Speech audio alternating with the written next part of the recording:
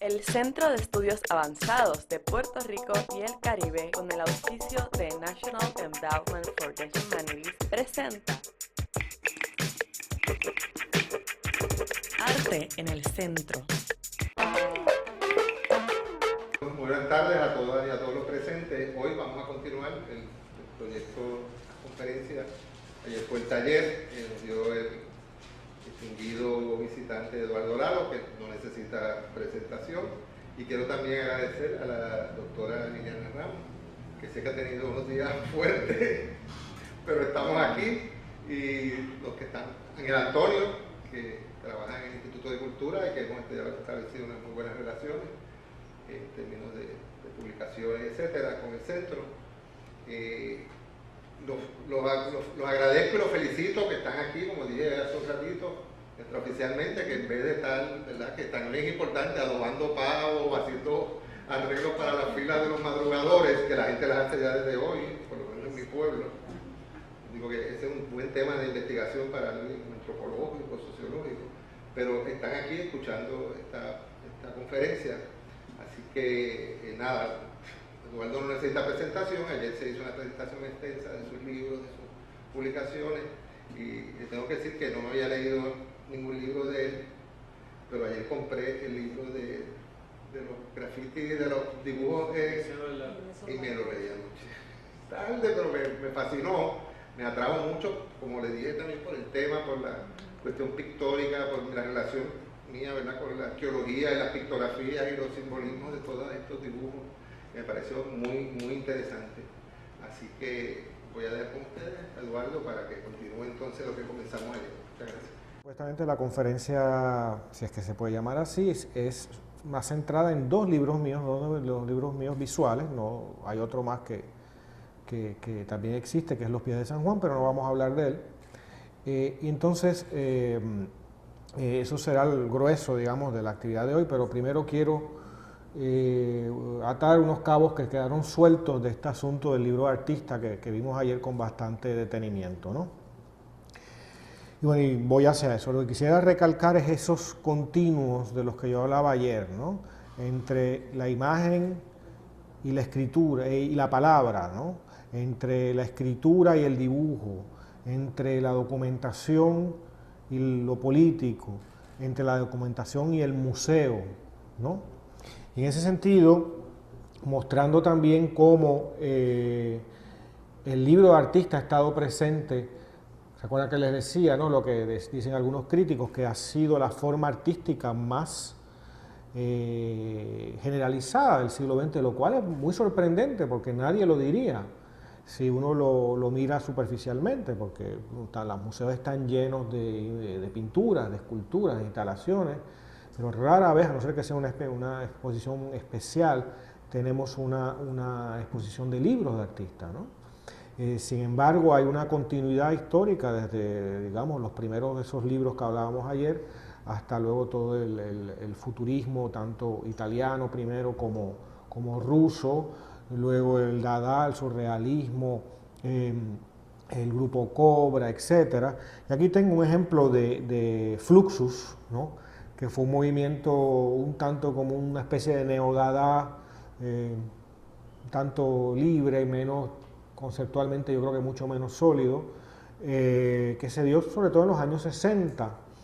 Y había una figura la figura principal, que realmente fue el aglutinador, que era un inmigrante lituano a Estados Unidos, que llega desde que es muy joven, que es Maquinas, George Maquinas, y él es el que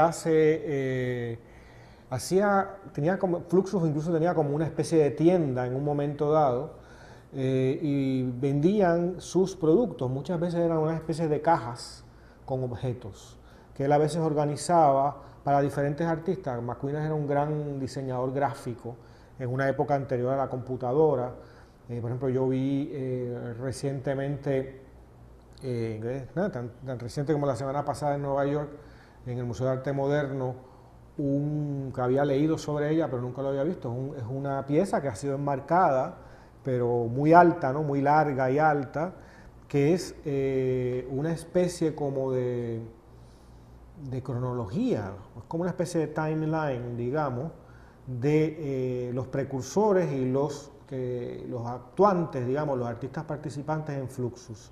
Y todo está hecho con letra set, con esa, antes de la computadora, ¿no? Con esas letras que se hacían, ¿no? Usaban los diseñadores, pero es un transfer, sí, que eran, en este caso, letras pequeñísimas, un trabajo ultra minucioso que hoy en día en una computadora se haría con mucha facilidad, pero en este caso era una labor de años, yo diría de meses y años, y ni siquiera decir que se equivoque en algo es prácticamente volver a empezar, ¿no? Era este hombre sumamente meticuloso, un gran coleccionista, o sea, era un artista más que como productor, como coleccionista, y entre otras cosas, pues coleccionaba los objetos producidos por otros de ese grupo y les daba una unidad, a veces creaba un texto para ellos, que era parte de la obra, a veces era una mezcla de piezas sonoras con pedazos de objetos encontrados, con cosas producidas, etc. Y así estos pequeños contenedores que eran como especies de museos portátiles. Algunos de esos museos portátiles eran casi, podríamos decir, un libro tradicional, ¿no? Pero un libro de artista. Y hay un pequeño texto para uno de estas producciones de McQueenas que se llamaba en inglés Selected Works, ¿no? Es decir, obra selecta.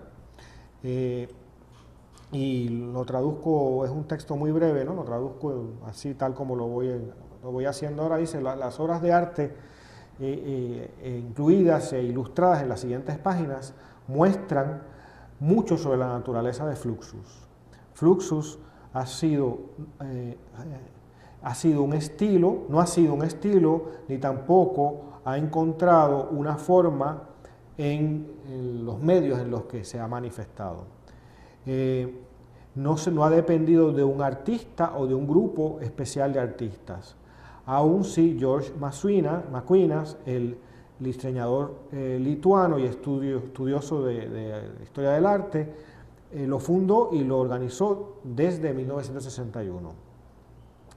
Fluxus produjo toda una gama de obras, de pinturas y de materia impresa y de objetos.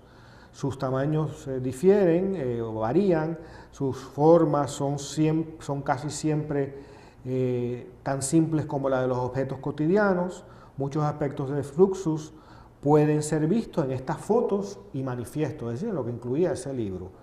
Entonces dice, most of the works are meant to be read. La mayor parte de las obras aquí incluidas se supone que sean leídas. Es decir, es una obra de arte. Entonces, donde vemos aquí ese continuo claramente entre imagen y escritura, entre iconografía y escritura. Aquí no parece haber diferenciación, ¿no? Al punto de que en este catálogo, como en cierto arte conceptual de los años 60, se presentaba como una obra escrita, o en todo caso como una obra en la que la palabra y la imagen, muchas veces esa imagen era fotográfica, convivían en un plano no de oposición o de subsidiariedad, es decir, uno por debajo del otro, sino como canales paralelos que creaban una sola obra.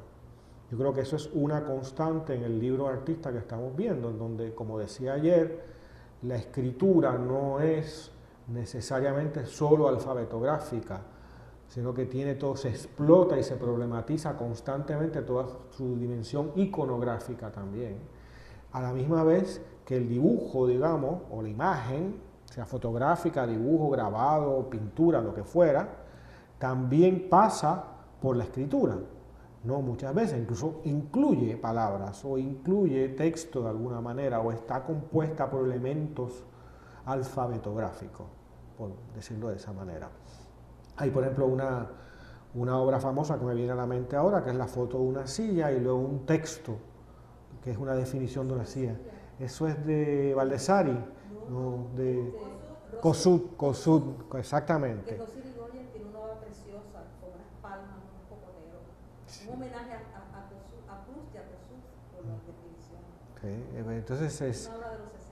Sí, sí, es de esos años justamente, y del grupo, creo que era Art and Things o algo así, ¿no? El grupo de arte conceptual que creo que se origina en Inglaterra, que justamente no parecían obras de arte, entre comillas, porque eran textos, ¿no?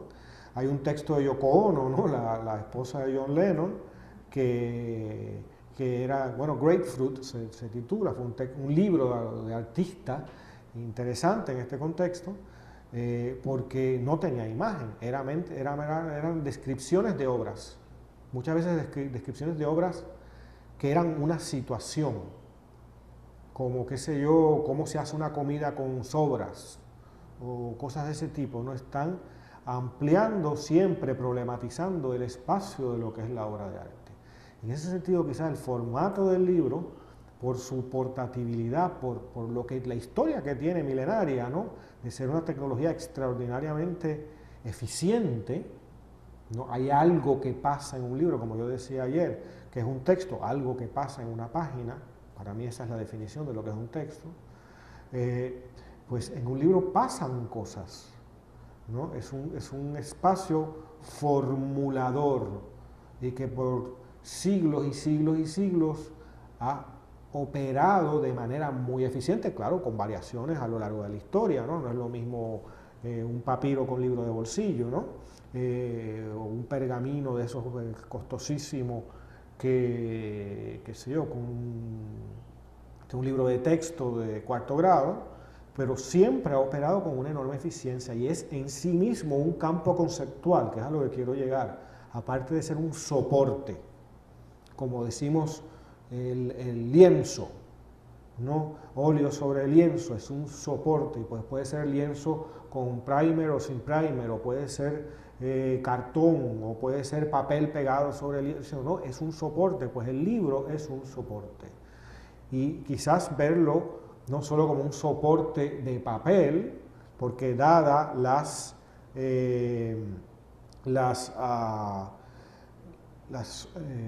avances tecnológicos, digamos, de nuestra época, la pantalla es igual bidimensional, es otra forma de papel. Claro, es un papel que está teniendo otras posibilidades, ¿no? En primer lugar, tiene una posibilidad de movimiento, de ilusión de movimiento, porque nuevamente aquí estamos en lo que hablábamos ayer, esa bidimensionalidad crea una ilusión siempre. Porque en la página no hay palabras, hay ilusión de palabras que podemos leer. En la página no hay imagen, o sea, no hay la cosa, hay la ilusión que nos produce la foto, el dibujo, lo que sea, de lo que está ahí representado. Pero papel es superficie, es un soporte, sin embargo hay una profundidad ahí, como hablábamos ayer, enorme, una posibilidad de profundidad gigantesca. Es decir, se mete ahí. Y por eso es que ya lo que quería llegar en estas etapas finales de lo que empezamos hablando ayer, es que no solo hay una política y una poética de la lectura, sino que esa política o poética de la lectura asociada al libro es un tipo de mirada, que es lo que yo quisiera presentar como propuesta conceptual, ¿no? Es un tipo de mirada. Cuando miramos una página, es una forma especial de la mirada, ¿no? Primero es una mirada prácticamente estática, o que tiene un campo de acción mínimo para lo que, como está constituido nuestro cuerpo y nuestro sistema ocular, nervioso, que tiene una visión. Yo estoy viendo ahora básicamente desde detrás de mí y toda esta área, ¿no? En el libro es una limitación extrema de la mirada. O sea, el libro que yo de pronto veo aquí, aunque yo estoy viendo esto, yo estoy viendo, si acaso, 2 o 3 palabras, el espacio de 2 o 3 palabras que voy a leer sucesivamente, y mi ojo va a tomar la próxima foto y va a ir hilvanando el renglón o lo que sea que hay en esa página. Pero entonces es una mirada particular, es una mirada, yo por llamarla de alguna manera, quizás ya entrando un poco en una posibilidad teórica de esto, es una mirada lectura, ¿no? es una mirada que lee. Y aquí nuevamente leyendo, el acto de leer no entendido como leer un discurso alfabetográfico exclusivamente, sino como un discurso que envuelve esos continuos de los que hablamos. Es decir, se lee un dibujo o se lee una pintura, no como un texto, no es caer en el error de pensar todo como si fuera una lectura literaria, es otra cosa, pero es que se amplía el concepto de lectura. Es lo que esa mirada ve de cierta manera, ve un soporte, no está viendo la realidad como nosotros la vemos usualmente, en donde las cosas no tienen soporte, son cosas, ¿no? En la página hay una representación, hay ya una simbolización de la cosa, una figuración, sea de la palabra o sea de lo que sea que se represente visualmente, desde una forma abstracta a cualquier tipo de dibujo que represente un cuerpo, un paisaje, el sol, lo que fuera. Así que esto yo veo la importancia de la exploración del libro por la singularidad del libro, ¿no? El libro es un espacio que actúa de otra manera, porque recibe una mirada diferente, esa mirada lectura, digamos, ¿no? Entonces,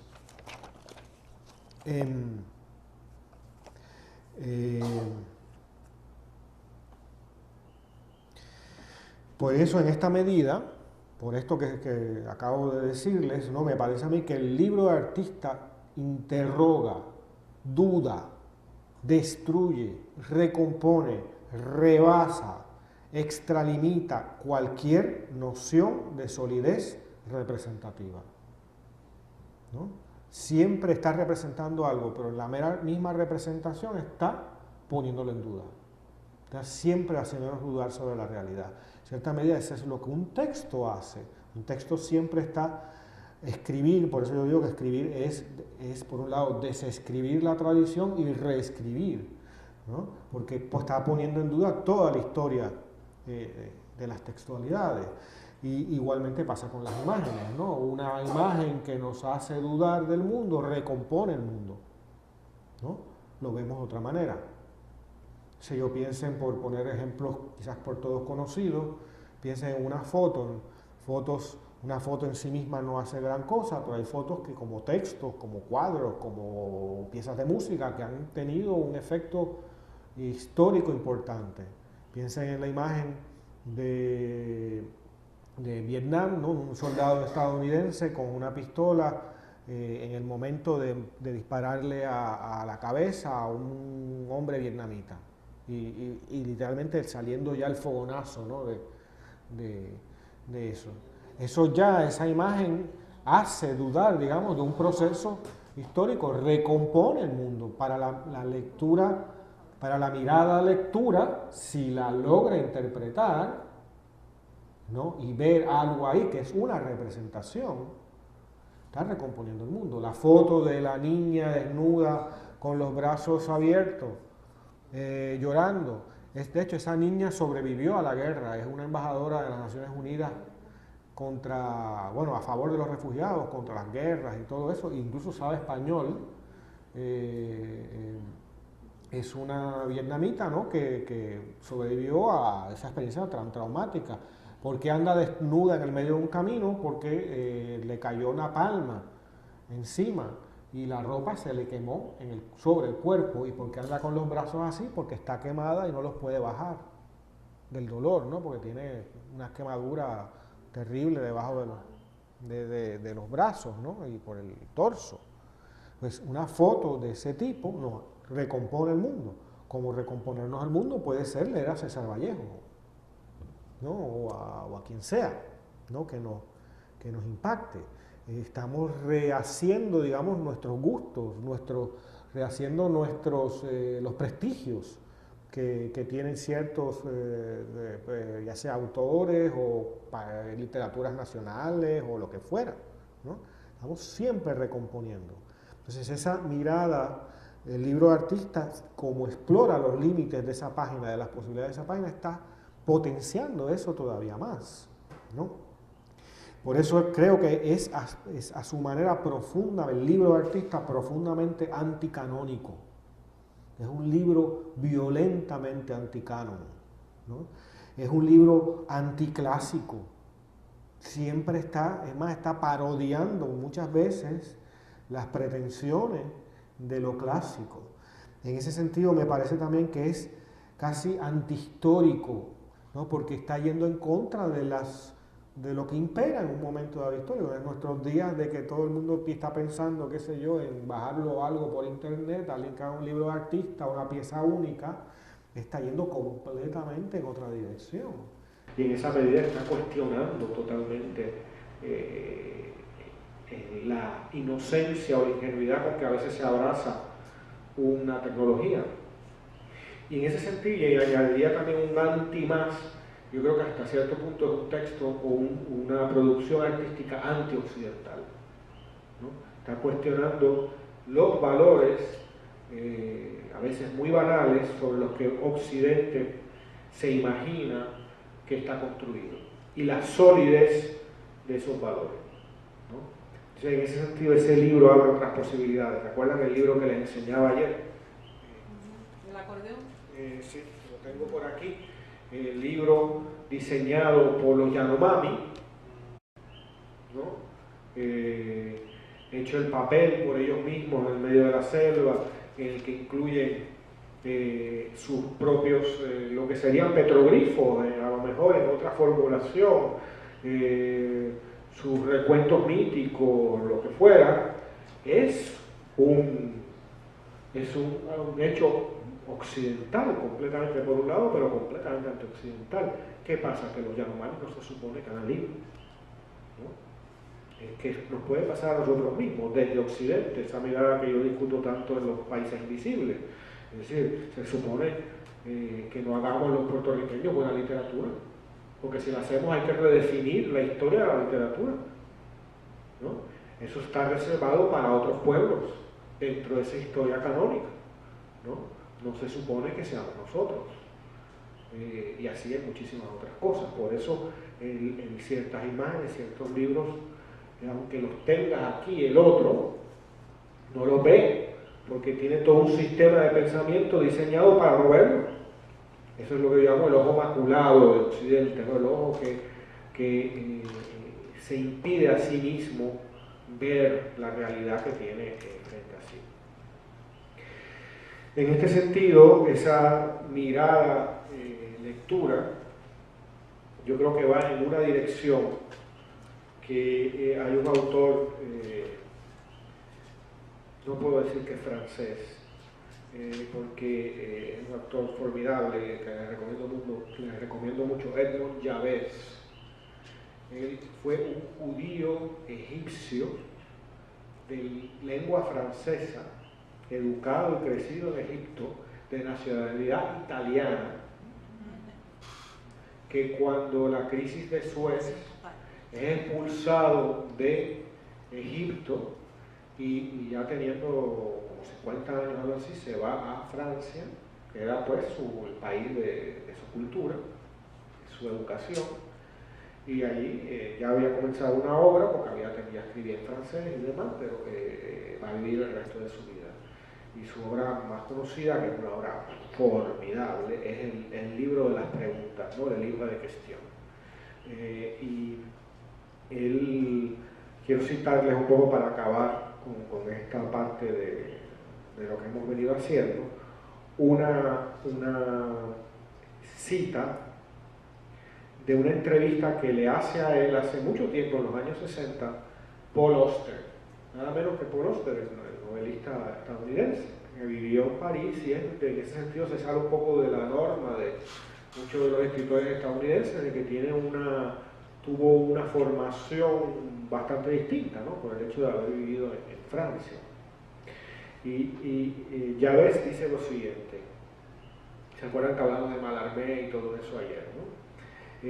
Mallarmé quería poner todo el conocimiento en un libro, pero en mi opinión este libro sería efímero, porque todo el conocimiento es en sí mismo efímero. El libro que tiene una posibilidad de sobrevivir, pienso, es el libro que se destruye a sí mismo, que se destruye a sí mismo en favor de otro libro que lo va a prolongar, ¿no? Y yo creo que esto es fundamental, no solo para el libro de artistas, sino para en general toda la escritura y incluso toda la cultura. No hay tal cosa como la obra, hay una continuidad de obra, una definición, hay un infin, lo que a mí me gusta llamar en algunos de mis textos el infin, ¿no? No es infinito, es que es un infin, es algo que sigue siendo terriblemente precario, pero no tiene término, es una tradición viva, en otras palabras, ¿no? Entonces el libro artista, al cuestionar las seguridades, las falsas seguridades del canon, de los clásicos, ¿no? De lo que es un libro, de lo que es literatura, de lo que es imagen, de lo que es arte, de lo que es obra visual, de lo que es obra literaria, de lo que es obra filosófica. Es decir, está saliéndose de todas las estructuras, de todas las fronteras, puede hacer eso. Es decir, no quiere decir que en sí mismo un libro artista haga eso, ¿sí? Pero ese es el campo de acción del libro artista, a mi juicio. Pues tiene un potencial extraordinario. La ironía aquí es que siendo tan presente, es tan subterráneo, ¿no? Es muy probable que si hiciéramos un sondeo aquí, muy pocos de nosotros hayamos visto libros de artistas o que hayamos visto muchos libros de artistas. Y es que un poco aquí entra la contradicción de él, es que es un libro con ese espacio del libro, ¿no?, que hablábamos, ese soporte bidimensional, es tan íntimo. ¿Se acuerdan lo que hablábamos ayer de ese espacio de intimidad único que ofrece la lectura, como quizá el espacio superior de intimidad? Y en muchos libros de artistas, al ser piezas tan raras o piezas que no se poseen de manera personal, ¿no?, ese espacio de lectura íntima, es decir, nosotros coger el libro y llevárnoslo a nuestra casa, cama, donde sea que leamos o veamos las cosas, no se da. Y realmente no es lo mismo ver un libro de artista expuesto en una página abierta nada más, en una caja de plexiglas en un museo, ¿no? Porque ahí estamos viendo la exposición de un cadáver, ¿no? No estamos viendo el funcionamiento de una máquina de pensar, que es lo que sería, ¿no? En ese sentido hay, por ejemplo, que no son libros de artistas precisamente, pero se los doy como dato. Hay un artista brasileño que muy importante, que yo creo que es una obra muy interesante, que se llama Arthur Barrio, y ahí tiene una página en internet y está muy bien en el sentido de que tú ves sus libretas o sus libros y entonces hay una cámara que los está filmando y entonces está la acción de su mano pasando las páginas, ¿no?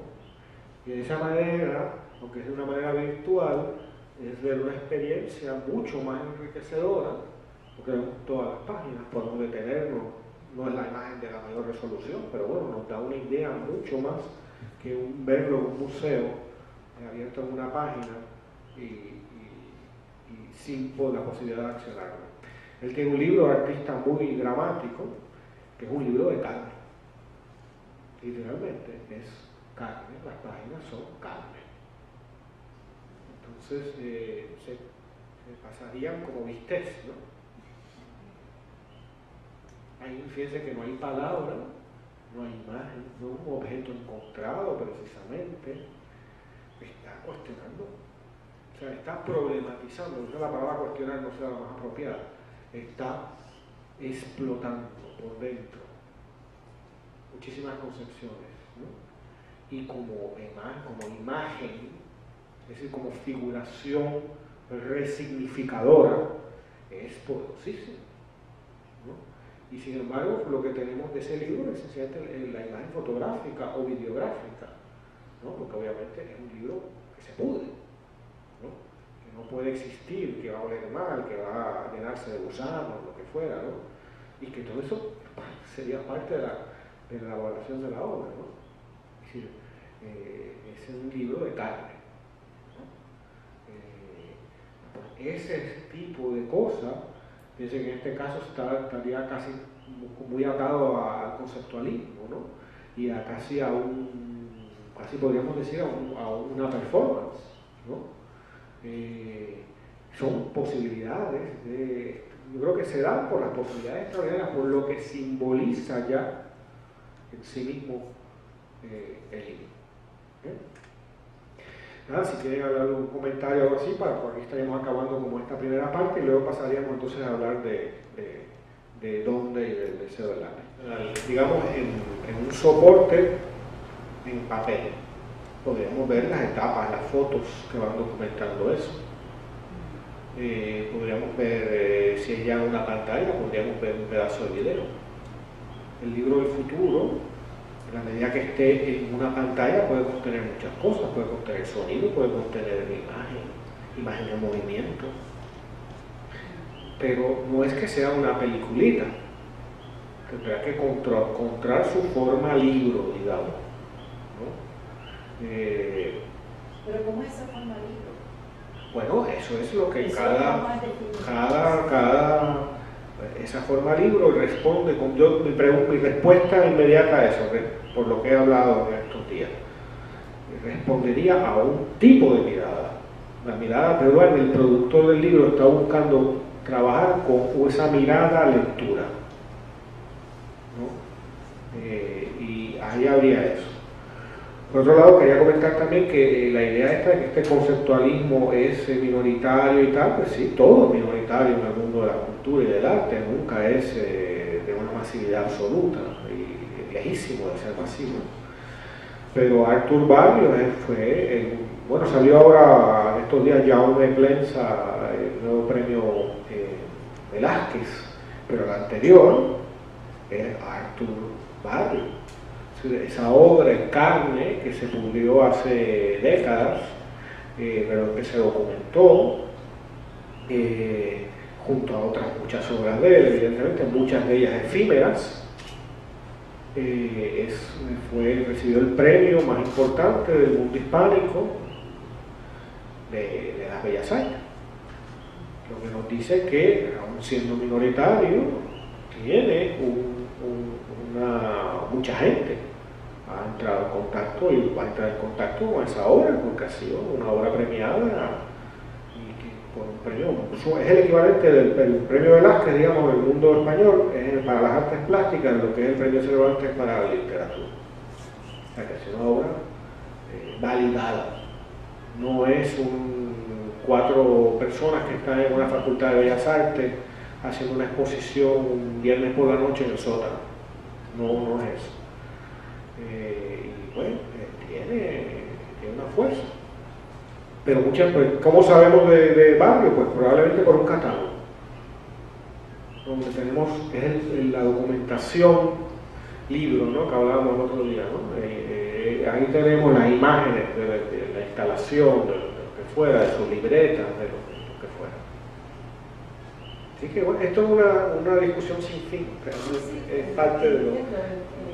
Pero toca estar en otro foro y hablar, porque de igual forma que estás hablando del premio Velázquez, ahora mismo me está viniendo a la cabeza los premios de Turner en Inglaterra, hacia dónde están corriendo. Claro. Todos los premios son siempre una controversia, es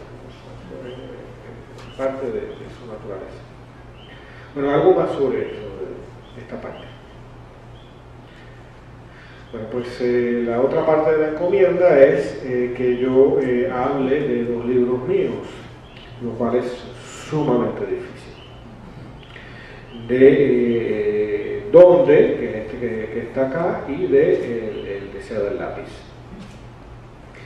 Es muy difícil para mí hacer una evaluación de esos libros, eso está realmente en manos de los lectores o de los críticos. Pero yo lo que sí voy a optar es por, igual que en un museo a veces hay una visita guiada, pues yo voy a hacer un recorrido guiado por dónde y el deseo del lápiz. ¿No? Entonces yo voy a ir comentándoles, si no página a página, digamos, pasando las páginas, mi visión de lo que está pasando ahí, de lo que estoy haciendo, de qué, por qué se hace de tal manera, qué es lo que había ahí en juego, ¿no? Y empezaría entonces por dónde, que como ustedes deben saber, en este libro se publicó en el 2005, si no me equivoco, pero antes de dónde hubo este libro, que es el Dónde original, ¿no? Que es un libro artista, es un libro que pretendió ser de solo 5 ejemplares, de los cuales solo se hizo uno, que es este. Tiene una encuadernación un tanto particular, porque tiene 4 tornillos y 4 tuercas, que se abre por lo tanto de esta manera, ¿no? Se sacan las tuercas.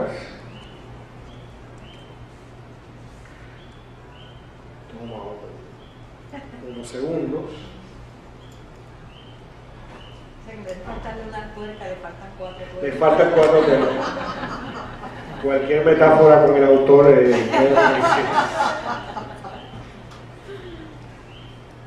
y al igual que en el caso del autor, hay una tuerca que no quiere salir. Ahí está.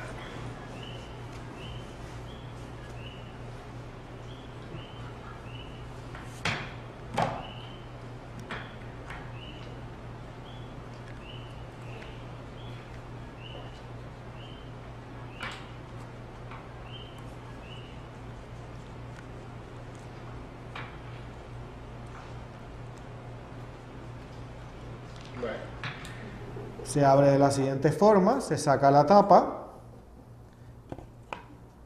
y tenemos aquí una serie de papeles.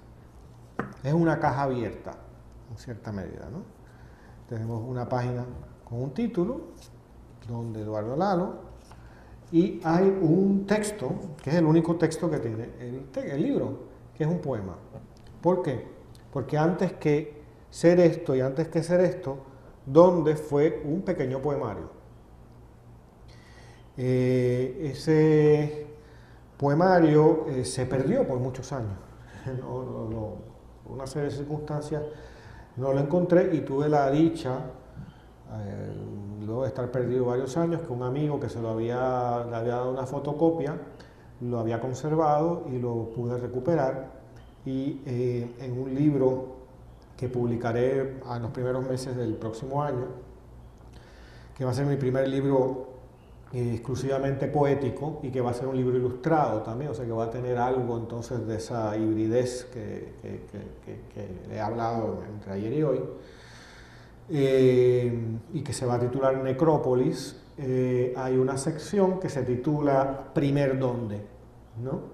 Haciendo alusión no a este, sino a ese primer dónde en el que no van a estar ahí todos los poemas, no está ese primer dónde completo, sino los que he decidido incluir en esta especie como de antología de la obra de los últimos 15 años más o menos, que es un libro breve, no llega a las 100 páginas de texto, ¿no? Con las ilustraciones y eso a lo mejor arribe a ellas, y ahí. Igualmente hay un video que yo dirigí y fotografié que se titula ¿Dónde? Y no tiene nada que ver con este dónde ni con este dónde. Parcialmente tiene algo que ver con el dónde que era el poemario, porque se lee un par de poemas en ese video que pertenecen a ese primer dónde. Fue una época en donde tuve no sé si pésima costumbre de ponerle a producciones distintas el mismo título, ¿no? Porque era el mismo concepto, el concepto de dónde que se elabora en este libro, que vendría a ser una especie de concepto filosófico para describir no solamente lo que es identidad o trascender el término de identidad, porque la identidad yo creo que es el dónde, nos determina el dónde, y en el dónde está todo nuestro pasado, incluso el pasado de generaciones anteriores, y lo que sea que hayan sido nuestros padres, nuestros abuelos, crea nuestro dónde. Si nosotros vivimos un tiempo en Puerto Rico o fuera de Puerto Rico, nos crea, nos determina el dónde. Todo, no solamente lo estrictamente nacional es lo que nos forma.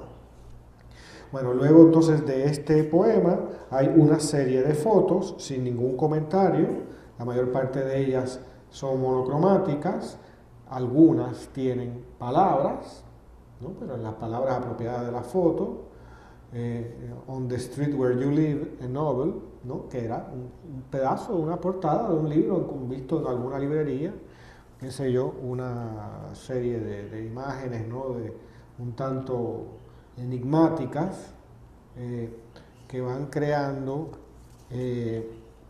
un texto, ¿no? O una serie de páginas, ¿no?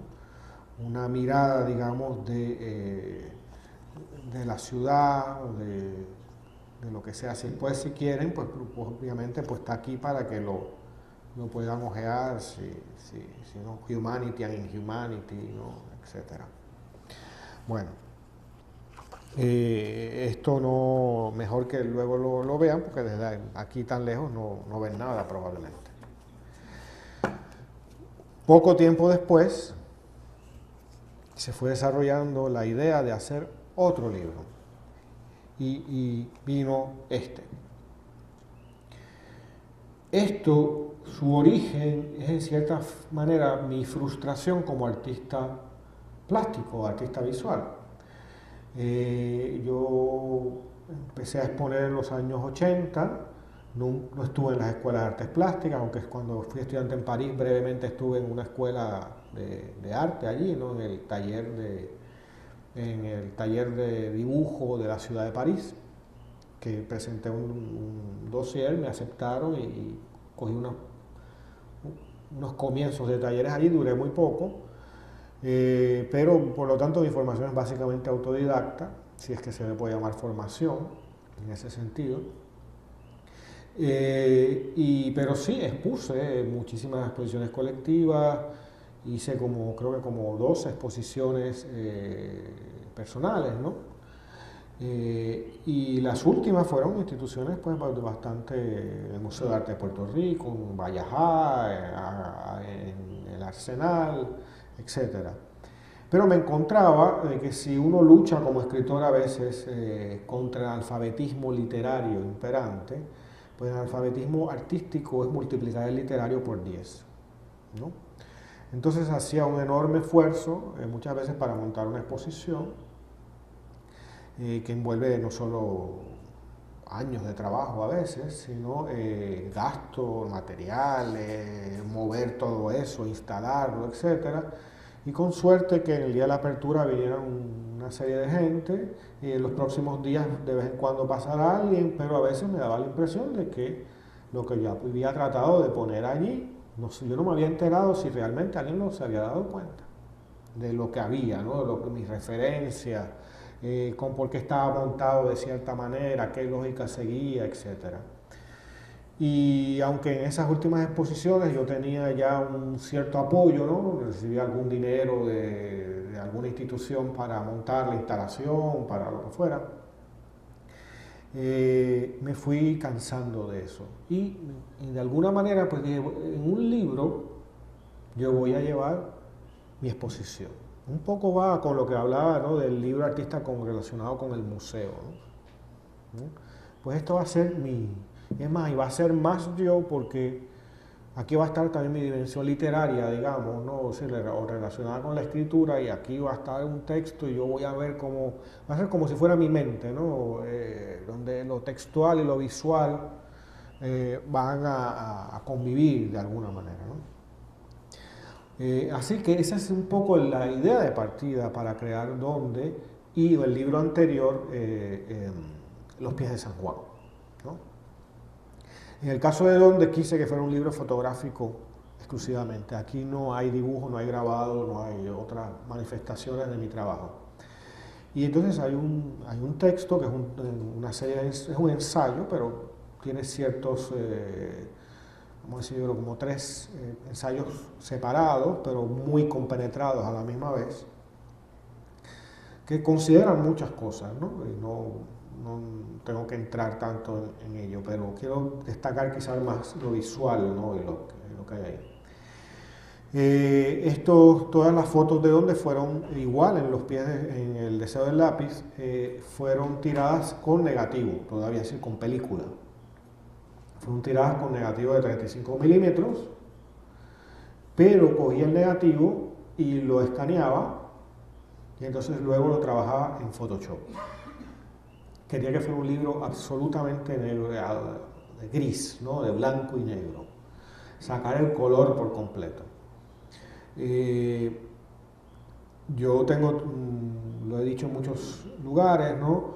Y para eso citaba a un fotógrafo que a mí me parece extraordinario, que es el suizo-estadounidense Robert Frank, que decía, y yo lo citaba mal, pero me gusta más como yo lo citaba mal, que black and white is the color of despair, ¿no? El blanco y negro es el color de la desesperanza. Como aquí se trata justamente el tema de la desesperanza, pues que para mí no es un concepto negativo, sino es todo lo contrario. Yo creo que es la ambición de la filosofía, desesperar, es decir, dejar de esperar, ¿no? No la desesperanza como dolor histérico, digamos, sino como una aceptación de la realidad por lo que es, ¿no? Dejar de esperar. La cita correcta de Robert Frank es black and white is the color of hope and despair. Pero yo creo que ya en el despair está el hope también, ¿no? Está también la esperanza. Ya de entrada hay una cierta propuesta conceptual en la mera portada y contraportada. La portada es una foto del mar, en el lomo se unen las dos fotos, porque hay otra foto diferente, pero hermana, ¿no? Del mar de San Juan, las dos son del mar de San Juan, y son dos fotos grises, no son esa frontera terrible que a mi juicio tenemos los isleños, que es una frontera que nos enfrenta a nuestro desierto, que es el mar, ¿no?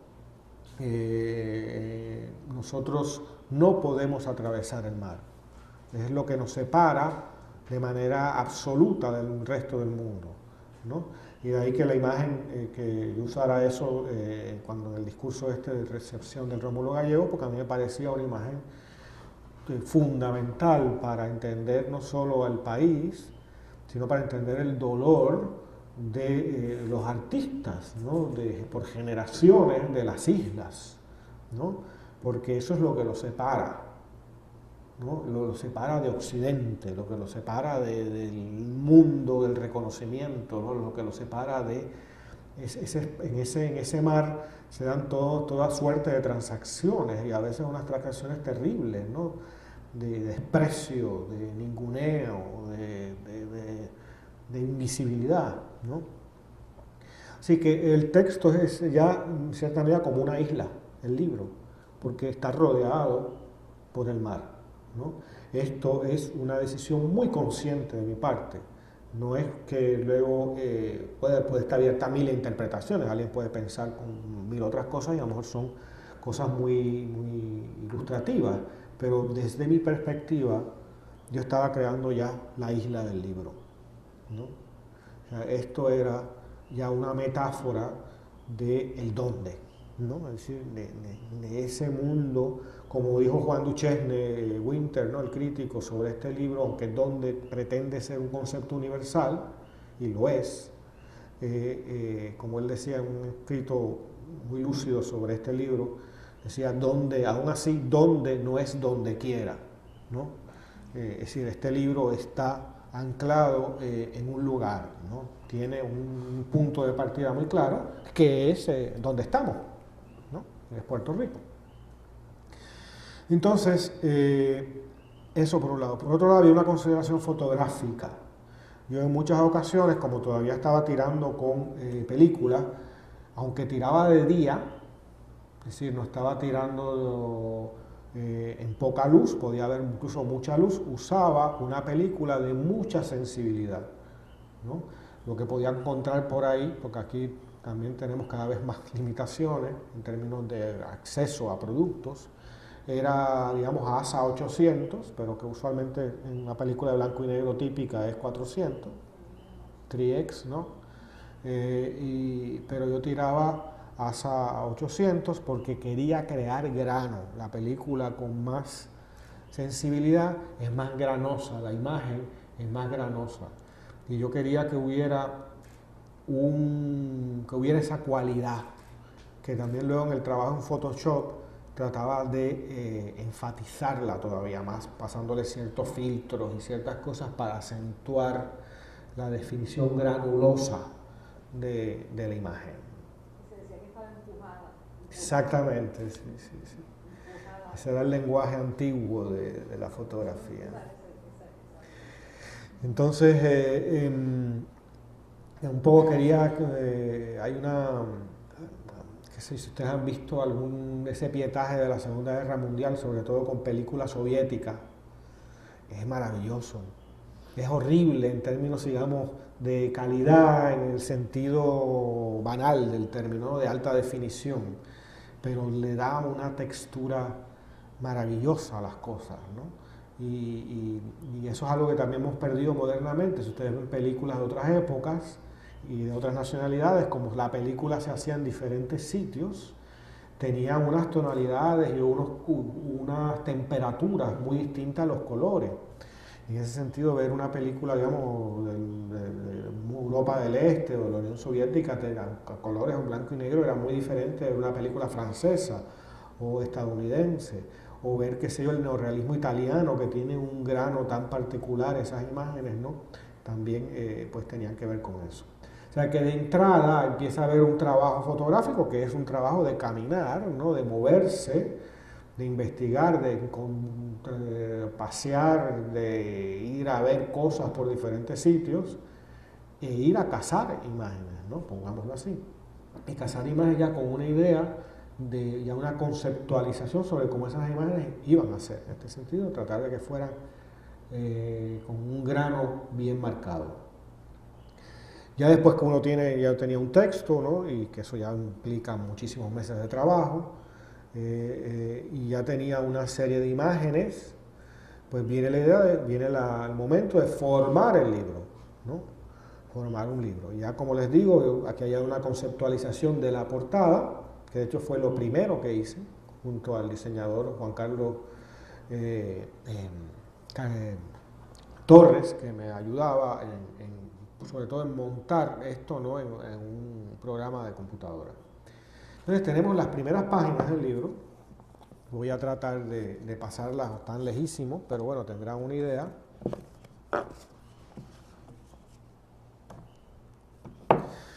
Hay una portada interior, ¿no?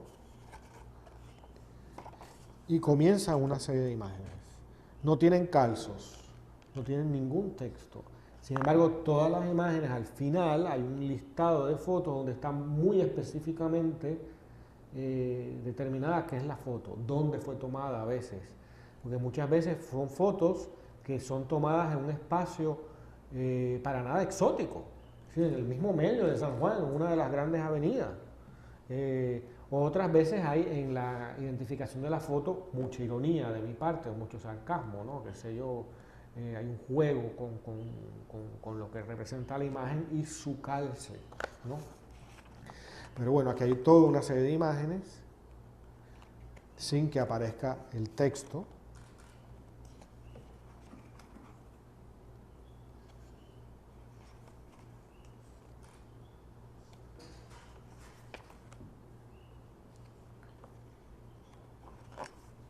Y llegamos a la portada. En otras palabras, hay como una especie de obertura en el libro visual que tiene algo de cinematográfica, o al menos lo veía yo así, de que no son cualquier imagen, o sea, es una imagen que, aunque no tiene una relación evidente una con otra y no se supone que la tengan, pero hay un ritmo. Y si se fijan, no todas las imágenes son representadas de la misma manera en el libro. Hay imágenes que son de doble página, es decir, que es el pliego completo, y hay imágenes que son solo de una página, ¿no? Entonces hay ese juego con eso. Y en segundo lugar, todas las imágenes están sangradas, es decir, que llegan al borde mismo del papel. No hay margen, es un libro sin margen. El libro es una imagen total que salta de la página hacia el espectador. O sea, no hay esa red como la que tienen los circos, esa red para los trapecistas, de protección, que no separa al espectador del libro. El libro todo va para el frente, ¿no? Va a haber unas pocas ocasiones en donde la imagen está encuadrada. Eso va a ser otro de los procedimientos, no solo el pliego doble, el pliego sencillo, sino a veces la imagen encuadrada. El propósito de eso es puramente composicional, ¿no? Variar la composición y crear un espacio de descanso para el ojo también, de que no esté siempre siendo agredido y que no se haga tan uniforme que ya sea esperado, ¿no? Lo que viene, no que todo va a ser igual. En segundo lugar, aquí como ven, esto ya no es papel blanco, es decir, las imágenes están rodeadas de gris, y de un gris que fue escogido cuidadosamente. El libro iba a ser un libro gris, por lo tanto el papel blanco nunca está en el libro. Aún cuando empieza cuando está el texto, ese texto, ahora hablaremos del texto como diseño, nunca es en papel blanco. En todas las páginas hay como un pintado translúcido, si no recuerdo mal era del 2 o 3% de gris. O sea, esto no es el papel de la imprenta, tal como viene la imprenta. Es el papel que tiene una ligera capa de gris. O sea, es como si la luz no rebota en el libro en ningún momento de una manera con un blanco. O sea, no tenemos nunca la luz rebotando una página absolutamente blanca. Bueno, luego de la página de título tenemos una página donde tenemos la ficha técnica, y aquí está la dedicatoria, y esto es un error de imprenta. Eso no estaba así en el diseño del libro, de hecho no se puede leer prácticamente la dedicatoria y la imagen prácticamente no se ve. Sin embargo, se acepta como parte del diseño del libro. Nadie me ha hecho ningún comentario sobre el error de la página posterior a la ficha técnica, ¿no? Porque se integra el error al libro, ¿no? Bueno, luego tenemos imagen, y esto sería la página con los epígrafes, ¿no? Tenemos aquí uno acá al lado, el gris, ¿no? Una imagen centralizada aquí que entonces está usando las dos páginas como una página, como si fuera una sola página. Y aquí tenemos entonces los títulos de ensayos o capítulos dentro de los ensayos.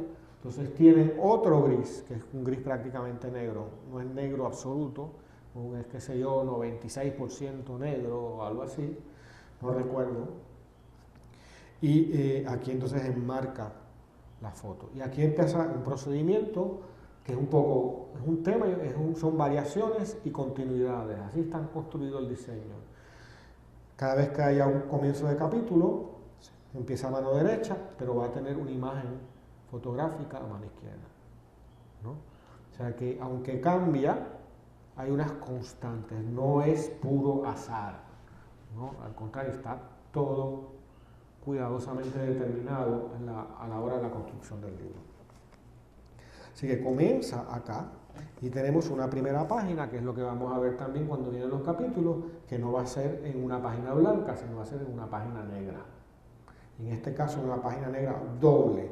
Y tenemos, como es el comienzo del texto, un primer párrafo que no se queda en una página, sino que se va completamente en 2 páginas y entonces continúa donde comenzaría el capítulo, que es la página derecha, ¿no? Si está jugando con una estructura, pero preservando una estructura tradicional, como decía ayer, un libro sigue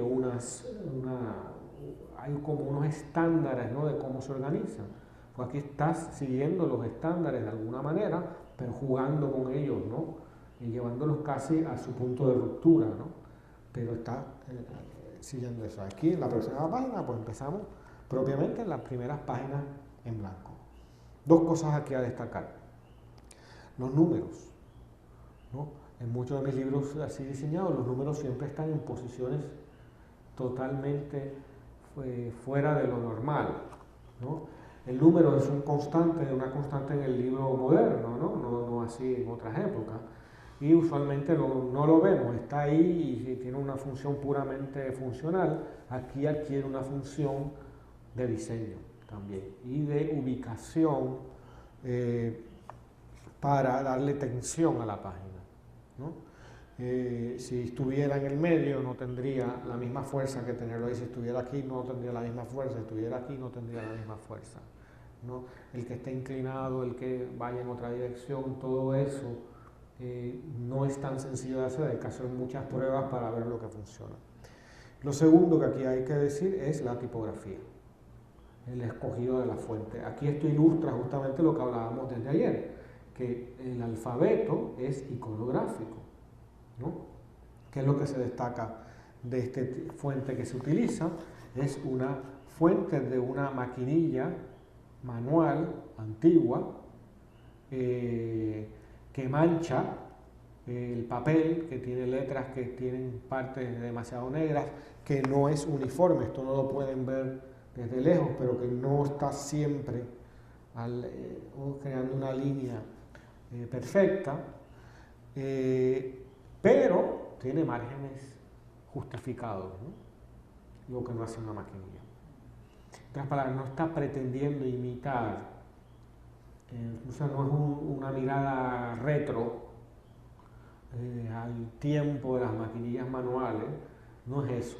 Está usando, es un extrañamiento. Yo creo que era lo que era mi propósito, que de pronto encontráramos una letra que nos costara un tanto entrar al texto, ¿no?, que nos diera cierto trabajo, que nos desubicara, ¿no?, una letra sucia, ¿no?, como en cierta medida es todo el libro, un libro sucio. Y a la misma vez no pretender dar la ilusión de que es una maquinilla escribiendo, porque él está totalmente como un libro moderno, un libro hecho por computadora. De hecho, es una fuente de computadora, no es que se hizo maquinilla y se escaneó ni nada de eso, ¿no? El libro camina, acaba el primer capítulo, pues tenemos entonces aquí, esto es muy, por ejemplo, interesante en términos de diseño, porque tiene una página blanca, y en el próximo capítulo, y lo diferencia no solo un número, sino un color, ¿no? En este caso ese gris que ya se había introducido desde el comienzo, y nada, tenemos pues el texto que tiene toda su... no es posible abordarlo ahora, pero acaba esa segunda sección, y hay igual una constante entre secciones, hay el ensayo fotográfico, ¿no? Es decir, hay una serie de páginas que nunca es la misma, que van a contener las imágenes fotográficas del texto, ¿no? Y así tenemos esto acá, ¿no?, que va de esta manera. Aquí, como vemos, a veces hay estas rupturas, ¿no?, de poner 2 imágenes. Aquí también a veces una consideración técnica de que a lo mejor, como en este caso, esta imagen es tomada muy desde lejos con una cámara que no tenía un telefoto, que por lo tanto estoy cropeando un pedazo del negativo, pues, no puedo ampliarla mucho porque se va a notar la degradación de la imagen, pues la puedo poner más pequeña y preservar su integridad.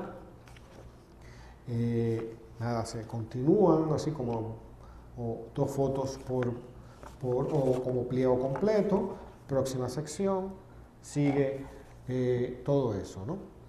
Y eso es básicamente el formato del libro. Ahora, quiero comentar ciertas cosas. Las fotos tienen un orden que no es un orden determinado, digamos, por una lógica dura, pero yo creo que la lógica es una lógica rítmica, no hay un ritmo, y en mi cabeza todo el libro está construido a partir de una imagen, es decir, hay 3/4 del libro que van hacia esa imagen, y el final del libro, la parte final, es la salida de esa imagen, ¿no? Después de llegar a esa imagen, cómo el libro se va saliendo, digamos, de esa imagen. Esa imagen un lector no tiene por qué descubrirla. Es imposible probablemente, pero es mi proceso vamos a decir, de construcción del libro. Sí, pero de cierta manera todo va hacia esa imagen. ¿Cuál es esa imagen? No es la pregunta, pues es esta.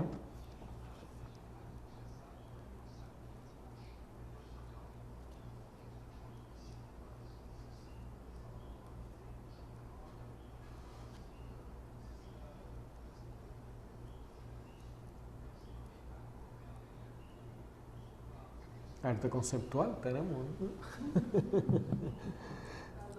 ¿no? No te preocupes. Esta es la imagen.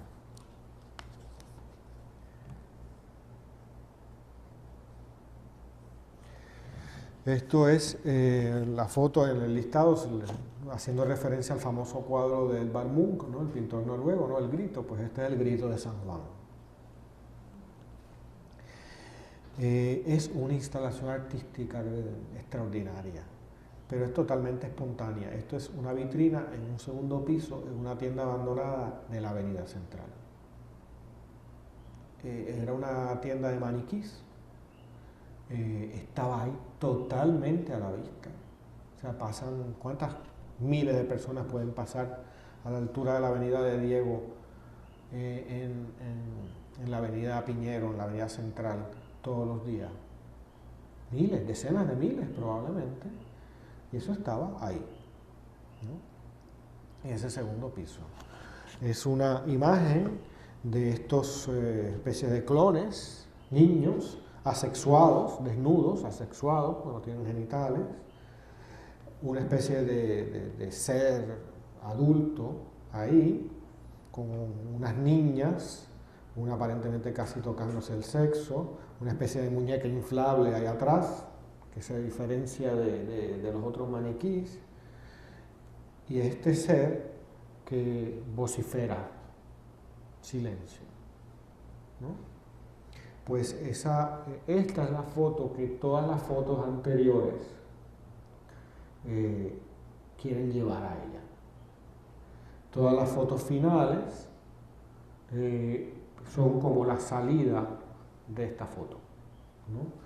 Y tienen, yo creo que otro tenor, ¿no? Como una salida, ¿no?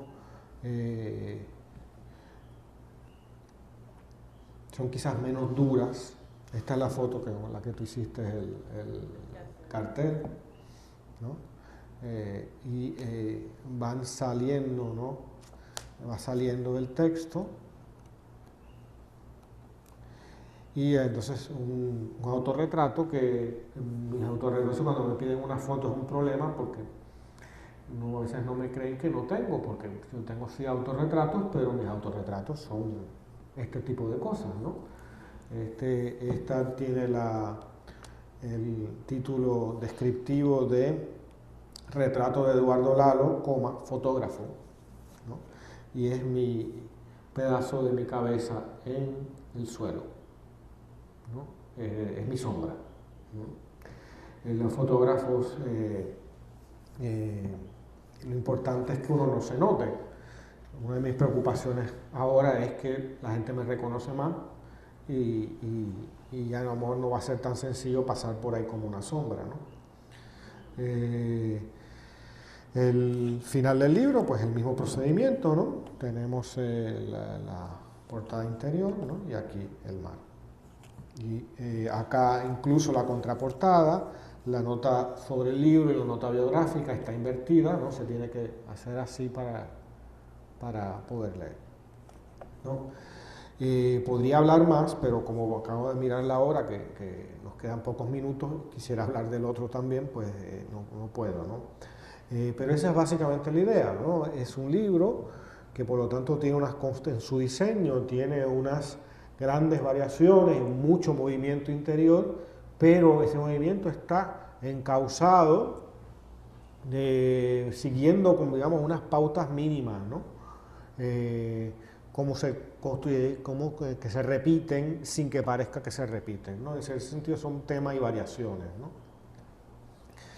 Bueno, aquí tenemos este otro que es El deseo del lápiz. Este libro pues tenía surge de un proyecto que yo para nada contemplaba hacer, que tenía que ver con la cárcel del Oso Blanco.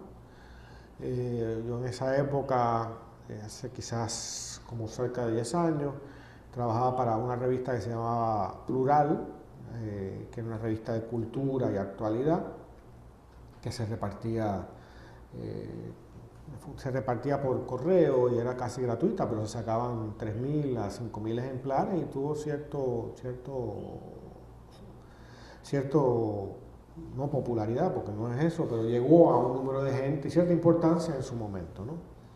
Y como parte de una entrevista que le estaba haciendo para la sección de crítica de libros, que tenía una buena parte de la revista, a Aníbal Sepúlveda, que es un urbanista, que para esa época había hecho los 4 volúmenes de Puerto Rico Urbano, que es un acercamiento no solo histórico, sino lo que es más interesante, creo que es la gran aportación de esa serie de libros, no es tanto su texto como las imágenes, que recopila de todas las épocas, desde el siglo XVI, cuando hay imágenes del siglo XVI, hasta el día de hoy, de todos los pueblos de Puerto Rico.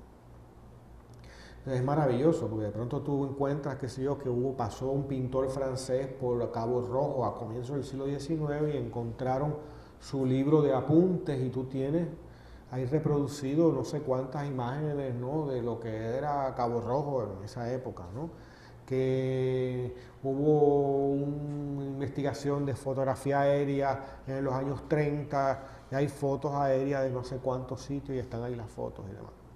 Pero bueno, pues le hice la entrevista a Aníbal Sepúlveda sobre ese proyecto que era muy importante y cuando ya había acabado la entrevista me habla de que había ido a la cárcel y de que había visto los grafitis en la cárcel. La cárcel ya del Oso Blanco, el edificio principal del Oso Blanco ya había sido cerrado, o sea, había sido no cerrado, había actividad allí, pero no había ya presos, o sea, ya no era un centro de reclusión, los habían llevado a otros sitios. Lo que pasa es que lo que llamamos Oso Blanco no es ese edificio nada más, eso es un área gigantesca que está en el mismo medio de la ciudad y que ya no contemplamos, ¿no? Porque es una ciudad prohibida, ¿no? Y ahí había otras prisiones y había otros presos, ¿no? A mí me llamó muchísimo la atención cuando él me habla de estos grafitis. Y bueno, yo quiero fotografiar eso, fue como una cosa así que uno dice de momento, y inmediatamente busqué los permisos, logré que me dieran un permiso y que por 2 días me permitieran entrar a la cárcel a fotografiar.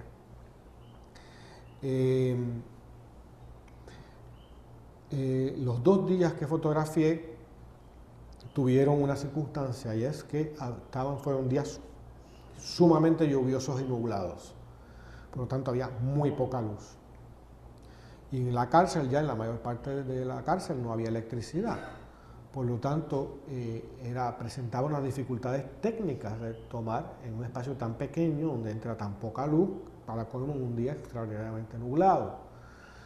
Pues eso, en términos fotográficos técnicos, hay que tirar a una velocidad muy lenta. El obturador se queda abierto mucho rato para que entre más luz y pueda, en este caso, fijarse en el negativo. Pero el hecho de que esté mucho rato abierto implica que es muy fácil irse de foco, porque cualquier movimiento hace que se mueva la imagen y por lo tanto se ponga algo fuera de foco. No solo yo no tiro con un trípode, porque ni siquiera lo tengo, sino que era también bastante poco práctico en el espacio tan reducido de una celda tirar con un trípode. Así que presentaba unas dificultades, pues había que tirar aguantando la respiración, con todas estas técnicas que uno se imagina que funcionan, ¿no?, para tratar de que fuera así. Pero yo creo que eso contribuyó a la fotografía del Deseo del Lápiz, porque le dio un feeling muy particular. Es un libro también muy oscuro, ¿no? Eso hizo que la impregnación, digamos, del blanco y negro fuera muy particular en esas fotos. Bueno, había algo también que fue lo que me interesó hacer esto, y es que me explicaba este urbanista que la cárcel era una especie de proyecto de lo que pudo haber sido San Juan, porque la cárcel se construye a finales de los años 20 del siglo XX, y en ese momento era parte de un trazado urbano, es decir, había una idea de cómo construir a San Juan en ese momento. Fue una ciudad imaginada que nunca existió en la realidad. Y tienen que pensar dónde está el Oso Blanco. Hoy es el mismo centro del área de San Juan y del área metropolitana. Está ahí al lado del Expreso. En esa época, San Juan acababa fundamentalmente en el Viejo San Juan, en la isleta del Viejo San Juan. Hay fotos de esa época y está la iglesia, digamos, que está en Miramar, esa iglesia gótica pequeña que está allí. Y son unas fotos de esa iglesia y no hay nada, absolutamente nada alrededor. Es una iglesia en un descampado y un camino de tierra al frente. Hay fotos de la de Fernández Juncos por esa época, que es un camino de tierra, con casas, que son las casas viejas esas que todavía se preservan, algunas de esas casas de balcón a vuelta redonda, todo eso, con esas casas, que eran casas solariegas. No había nada de lo construido en esa época, en nuestra época. Por lo tanto, están imaginando una ciudad de suburbios. Y evidentemente ponen la cárcel lejos de la ciudad, ¿no? La cárcel se pone ahí. Y había toda una idea de una ciudad sanitaria, que por un lado estaba la cárcel, por otro lado estaba el centro médico, que se origina más o menos para la misma época. Había también un orfanato de niñas que estaba por Guaynabo y la universidad. Y la idea, por ejemplo, era que del centro médico al portón principal de la universidad era una avenida en línea recta. Y que del centro médico a la cárcel o al orfanato, era todo este tipo de carreteras sobre las que iban a ser estas líneas, iban a ser las avenidas de San Juan, pongámoslo así.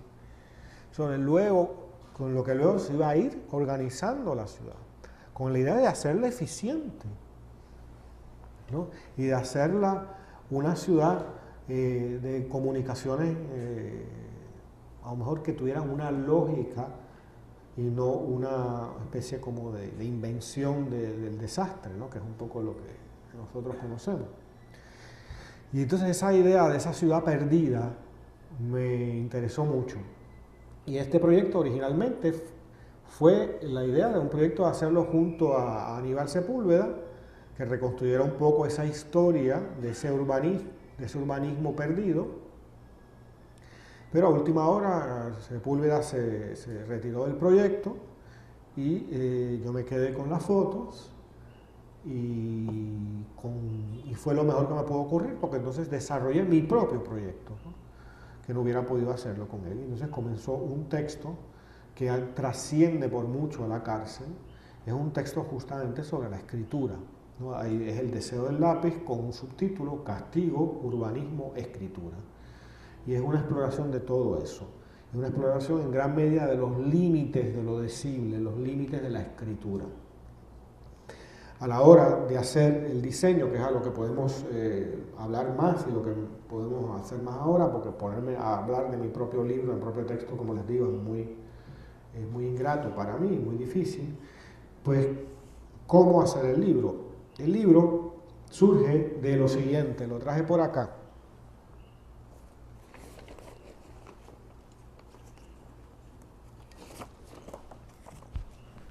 Deseo del lápiz. Esto es el deseo del lápiz.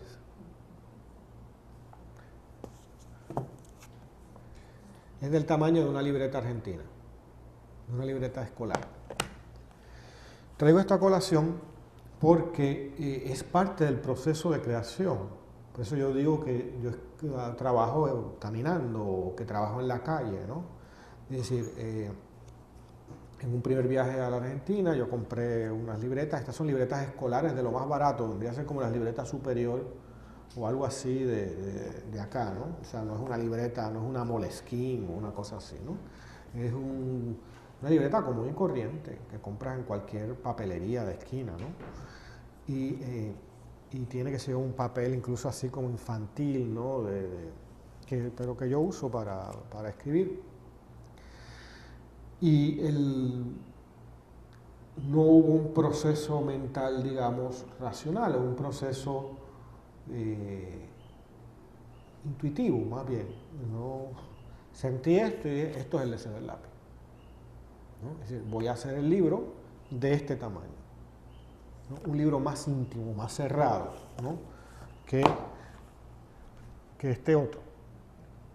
Es decir, desde el tamaño de página, y eso es a lo que quiero llegar, es un determinante fundamental a la hora de hacer un libro. Por eso es a veces tan terrible los editores que están pensando en un formato. Yo entiendo muy bien también la lógica de la colección, ¿no?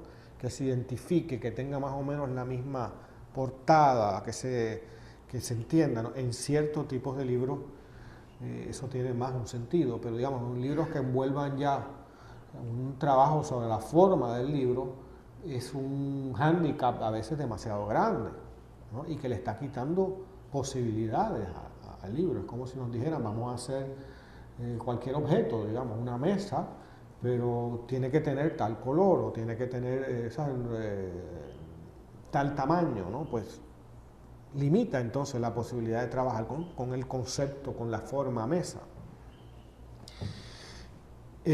Aquí, por ejemplo, de la portada misma hay una conceptualización. No se puede leer el título, ni la imagen completa se puede ver.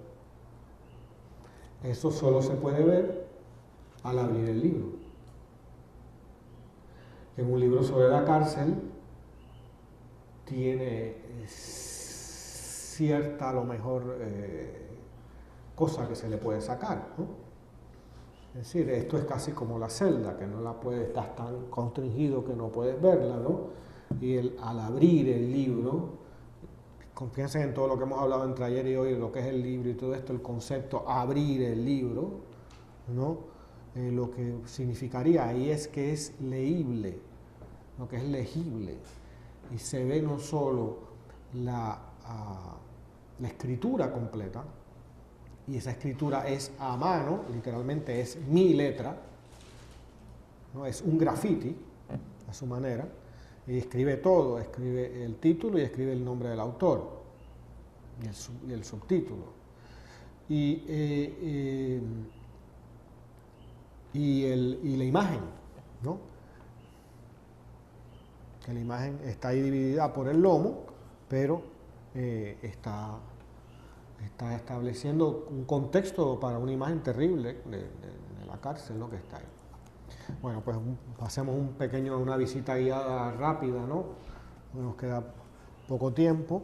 Pues aquí tenemos igual una primera página, es una tapa que es como la Capilla Sixtina erótica del Oso Blanco, que se va a reproducir igualmente en la portadilla final. Y entonces tenemos un concepto menos complicado que el que les mostré en donde, al comienzo, más tradicional. Una primera página, lo único que es en negro, que es una página negra por completo, en vez de la página blanca, es la página negra. Entonces una foto que la foto llegará probablemente como hasta acá, pero que es negro y por lo tanto el resto se hace negro, es una imagen de una ventana, etcétera, y es la página, la portadilla del título que se reproduce el de la portada, lo que es más pequeño, ¿no? Reducido. Y tenemos entonces la página de título, que tradicionalmente esta sería una página blanca, aquí estaría todo, pero aquí se usa el pliego completo, se reproduce la escritura con una foto ya bastante elocuente, ¿no? de una ametralladora o algo por el estilo, ¿no? Que ya está contenida en, que es una de las fotos ya entonces de los grafitis, ¿no? de la cárcel. Esta sería la ficha técnica y la dedicatoria, igualmente, y aquí la foto de la cárcel está ahí. Se sigue haciendo el procedimiento eso de las fotos sangradas, las fotos salen, no todas las fotos van a ser así, siguiendo un poco un procedimiento similar como el que acabo de describir en donde. Página negra, esta página de epígrafes con foto en la página anterior, ¿no? Y comenzamos ya. Los capítulos aquí no tienen foto. Es página gris, otro ya no es página negra, otro tipo, y varía, está ejerciendo una función de separación, y con el número, que es un número romano, en un tamaño muy grande, pero en un emplazamiento muy poco habitual, está prácticamente salido de la página, ¿no? En ese sentido está centralizado, pero al ponerlo en una posición un tanto aberrante, no se vuelve un diseño banal por estar centralizado, ¿no? Y entonces tenemos el comienzo. La letra aquí es una letra no tan exótica, digamos, como la de dónde, una letra típica, ¿no? de un libro, y tenemos el proceso. ¿Es blanca completamente o también tiene un grado de gris? Tiene un grado de gris, muy poco, pero un grado de gris.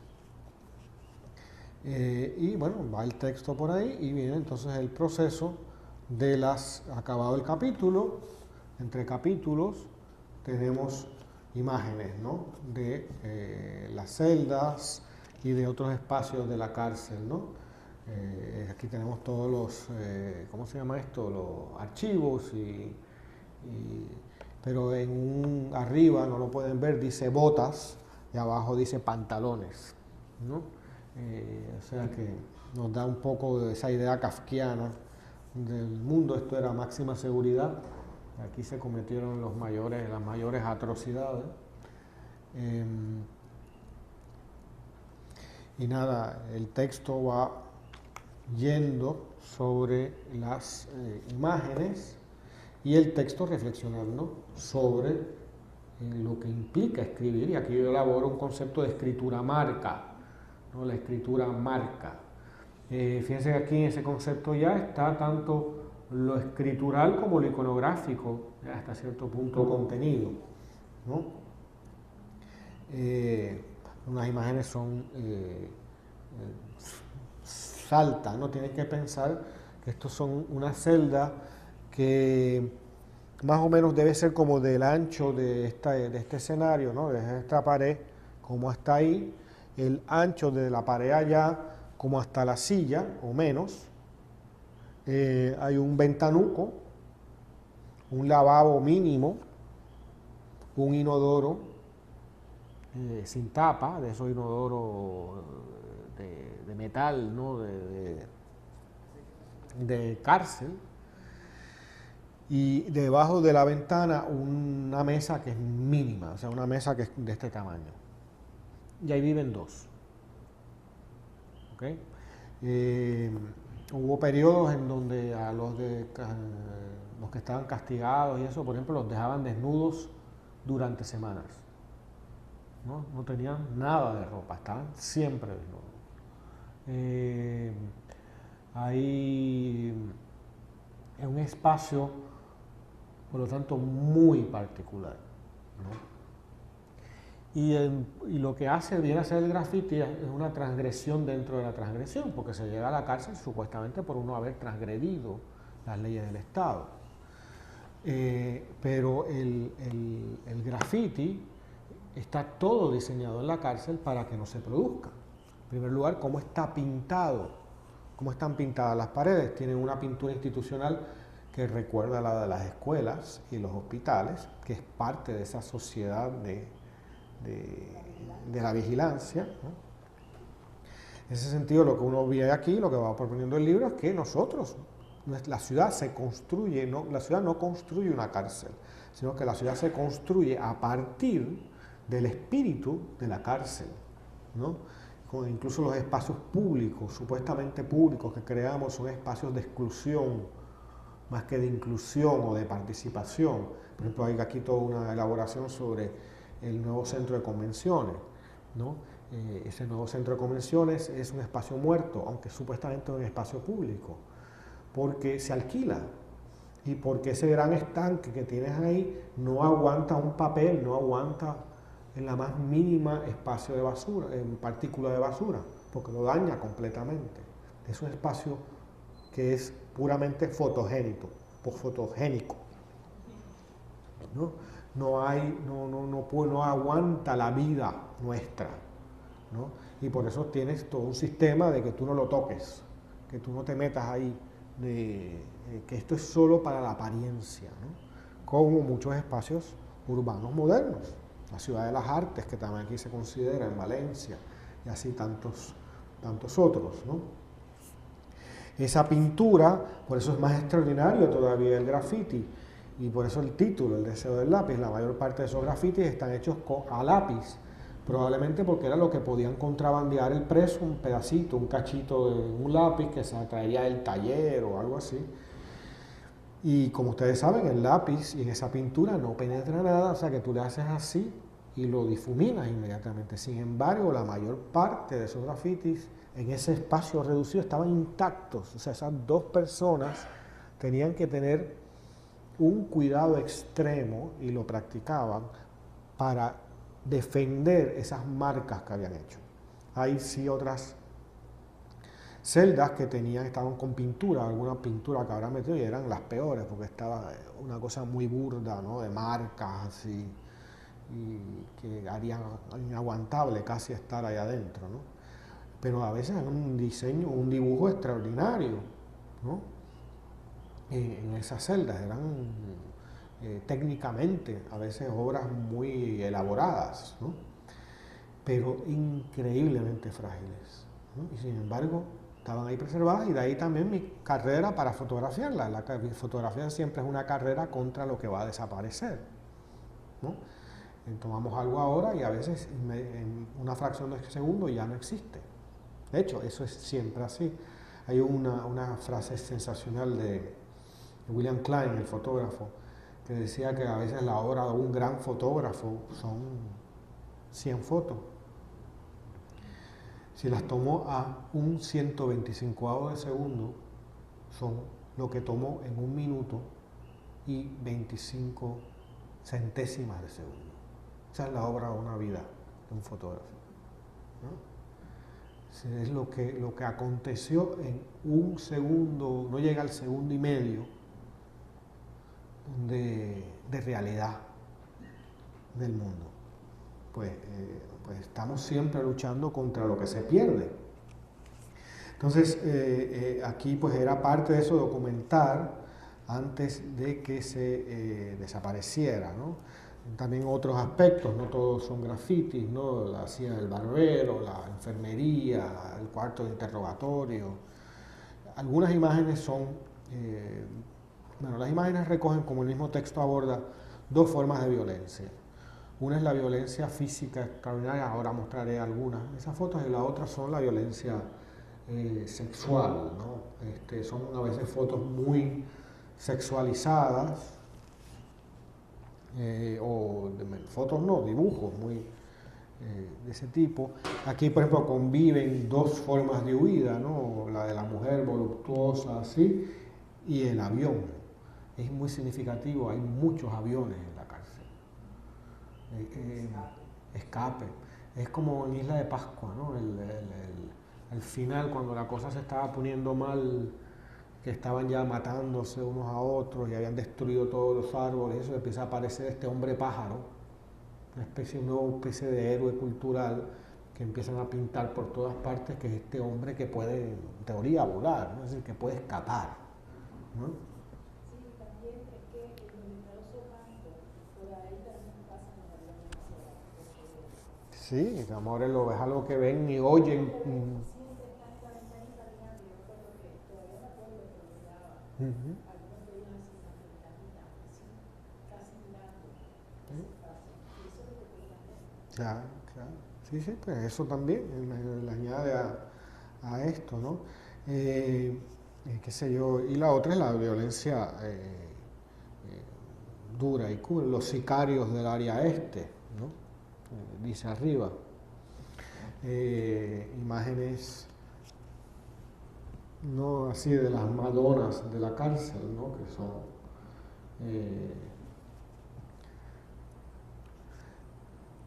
pero quiero enseñarles una particular. Esto era un cuarto de interrogatorio, no otras imágenes de ese tipo. Aquí está. A veces los grafitis son una especie de confesión. Aquí, pues, o la que es una reproducción, muchos había de reproducir el crimen y reproducirlo de manera heroica, ¿no? Casi a nivel de cómic o de película de Hollywood, ¿no? Aquí tenemos al individuo que está con sus 2 ametralladoras disparando, los casquillos saliendo, fumando él, tiene hasta los tatuajes, etcétera, ¿no? Y aquí ya se ven las manos, el próximo pliego es la continuación. Y esto es casi como ver Aguamán Pomagayala o una cosa así, o sea, es ese tipo de reconstrucción. Este es el asesinado, ¿no? Las balas, es casi una imagen medieval de una figura crística, ¿no? Con la sangre, el cerebro saliendo por detrás del cráneo, ¿no? El cuello, ¿no? Saliéndole, el gesto de piedad o de tratar de defenderse, y luego la compañera del asesino, que es pues la mujer así, incluso con la ropa de marca, ¿no? De Nike, ¿no? El símbolo de Nike, acá también, es todos esos juegos. Hay muy poco en las imágenes de esa cárcel que se puede redimir. O sea, no es esto, pobres presos, mira, que tú sabes, pero son esta gente que hace estas cosas. No, prácticamente no hay nada, o yo no vi nada en ese estilo. Lo que sí se puede redimir es que hay una humanidad fundamental, es el deseo de marcar, el deseo de escribir. Esa gente a veces ha arriesgado todo por marcar su pared. Y ahí es que entonces en el texto, ¿no? Yo elaboro todo una reflexión sobre lo que significa la escritura. Y de ahí que entonces llegue a toda una consideración sobre las primeras marcas de la humanidad, que son las de las primeras cavernas, ¿no? Y en este caso una reflexión sobre Lascaux y específicamente sobre esa imagen que es una parte esta es una cueva que está en Francia, lo que es hoy Francia, que fue descubierta en los años 40 del siglo XX por una casualidad, y es uno de los grandes monumentos artísticos de la humanidad. Tiene, creo que entre 30 y 40 mil años, y es de las obras de arte más antiguas que existen. Este en particular está en la zona que llaman del pozo, es decir, la parte más profunda de la caverna. Tienen que pensar que no es como nosotros ir hoy a una cueva que tenemos todo tipo de aparatos que iluminan, ¿no? El hombre de hace 30.000 años no podía penetrar muy profundamente en la cárcel porque se pierde. Tiene que tener una antorcha, fuego o algo, y para ver de una manera muy precaria, ¿no? Y por lo tanto, por eso las cavernas antiguas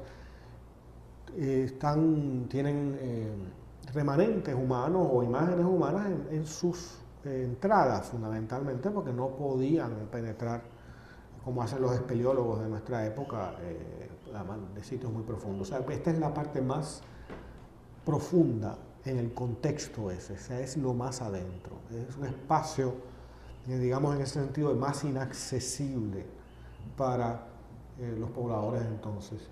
Y es la famosa imagen del bisonte herido y yaciente.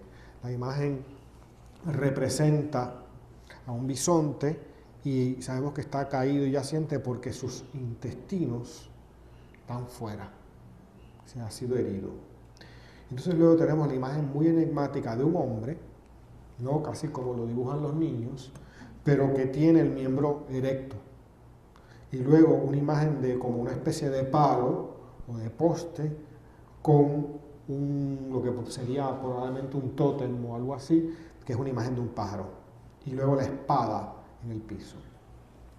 Hay muchas interpretaciones sobre esta, las que a mí más me sugiere y que aquí se discute, es que aquí estamos todavía en una época en que el hombre no se pensaba distinto de un animal.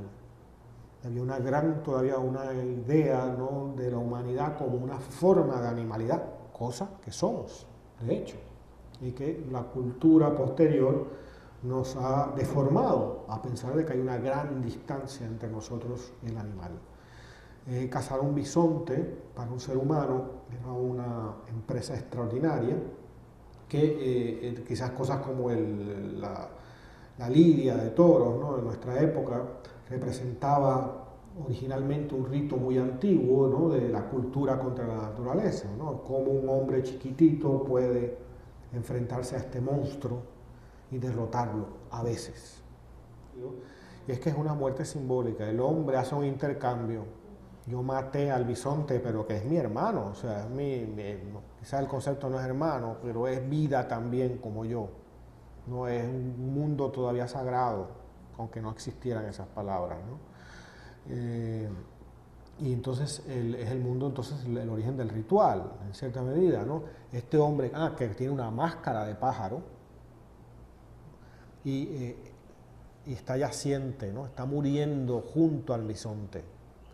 Pero interesantemente es una imagen de la potencia, ¿no?, porque tiene su miembro en erección, que es la potencia de la cultura también. O sea, este hombre ha podido con sus armas, ¿no?, con sus herramientas, con la fuerza de la cultura, en otras palabras, matar al monstruo, ¿no?, matar a este cuerpo gigantesco, ¿no?, que en cualquier otra circunstancia lo habría aplastado. Entonces, en ciertas medidas es lo que hace el preso también y lo que hacemos todos al marcar. Y eso yo creo que es lo que también es la escritura, y en ese sentido lo que podríamos estar acabando ya, ¿no?, con lo que es el libro, ¿no?, la forma libro. La realidad usualmente nos aplasta, nos podría aplastar. Pero quizás el único, no sé si el único, pero uno de los pocos espacios de resistencia y de testimonio y documentación de nuestro paso por el mundo frente a esas fuerzas que nos podrían aplastar es el libro, la escritura, ¿no?, la iconografía, ¿no? Hay algo que pasa ahí. Ahí vuelvo a lo que he hablado en ocasiones, ¿no?, a lo largo de estos 2 días, de que hay algo singular en ese espacio. Hay algo especial que nada puede sustituir. Y ahí volvemos, si acaso, a lo que hablaba de la intimidad del acto de leer, ¿no? Al leer estamos, que es como comencé ayer, es asincrónico, estamos con algo que no está. La mayor parte de la gente que leemos está muerta. Y aun si está viva, no está con nosotros. O nunca la hemos conocido, o no la vamos a conocer, o si la conocemos, no están con nosotros ahí, ¿no? Y estamos ahora entrando en un espacio de intimidad tal con eso, con ese texto y nosotros, que no tenemos con nadie, porque a pesar de la unión más extrema que se pueda tener con otra persona, de la penetración mayor, como decía ayer, es otro cuerpo. ¿no? Y realmente nosotros estamos en el acto de leer descubriendo nuestra mente, ¿no? Descubriendo las posibilidades de nuestra mente y dejando una huella en nuestra mente de nuestro paso por el tiempo y el espacio, ¿no? Por eso el no leer, o sea, el no llegar a tener lo que he venido a llamar esa mirada a lectura, es una mutilación, ¿no? Es hasta cierto punto vivir mutilado, vivir sin saber la posibilidad de intimidad con la realidad que tenemos, ¿no? Y esa quizás es la diferencia entre recorrer un museo y recorrer un libro, ¿no? Que el espacio del museo es un espacio social, o recorrer una ciudad, o lo que fuera, un espacio. Es un espacio social, es un espacio donde no está nuestra mente nada más. Constantemente estamos teniendo que hacer transacciones con la mente de otros. Pero en el espacio de la lectura no hay transacciones usualmente.